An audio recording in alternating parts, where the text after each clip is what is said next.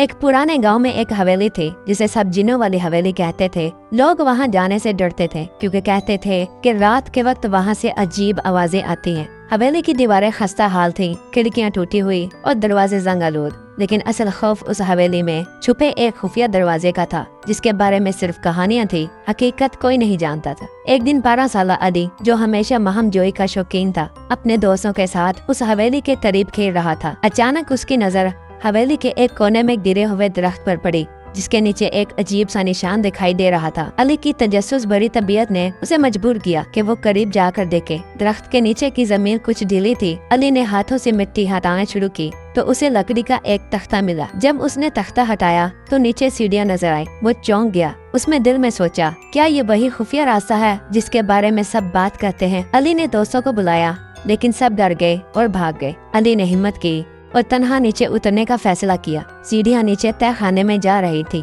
وہاں اندھیرا تھا لیکن علی نے اپنی ٹارچ نکالی۔ دیواروں پر پرانی تصویریں، زنگ آلودہ ہتھیار اور دھول سے لپٹے ہوئے فرنیچر رکھے تھے۔ ہر چیز پر اسرار لگ رہی تھی۔ تہہ خانے کے ایک کونے میں ایک بڑا سا الماری نما دروازہ تھا جس پر عجیب و غریب نشان کنندہ تھے۔ علی نے آہستہ سے دروازہ کھولا۔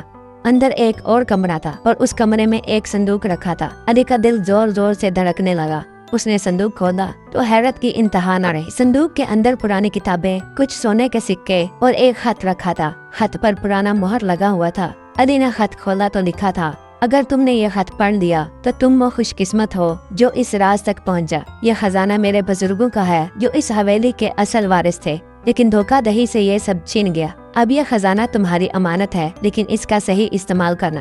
علی نے وہ سب چیزیں واپس رکھ دیں اور دروازہ بند کر کے واپس اوپر آ گیا۔ اس نے حویلی کو ویسا ہی چھوڑ دیا جیسے تھی اور کسی کو کچھ نہ بتایا۔ کئی سال گزر گئے۔ علی بڑا ہو گیا، تعلیم مکمل کی اور گاؤں میں اسکول بنایا۔ سب حیران تھے کہ ایک عام لڑکا اتنا کامیاب کیسے ہو گیا، لیکن علی کے دل میں ایک راز تھا، ایک خزانہ جو نہ صرف سونا تھا بلکہ علم، ہمت اور ایمانداری کا بھی خزانہ تھا۔ اس پرانی حویلی کا راز ہمیشہ علی نے دل میں چھپائے رکھا، لیکن اس نے وہ خفیہ دروازہ صرف اس لیے کھولا تاکہ ایک نئی روشنی اور بہتری کی راز نکلے۔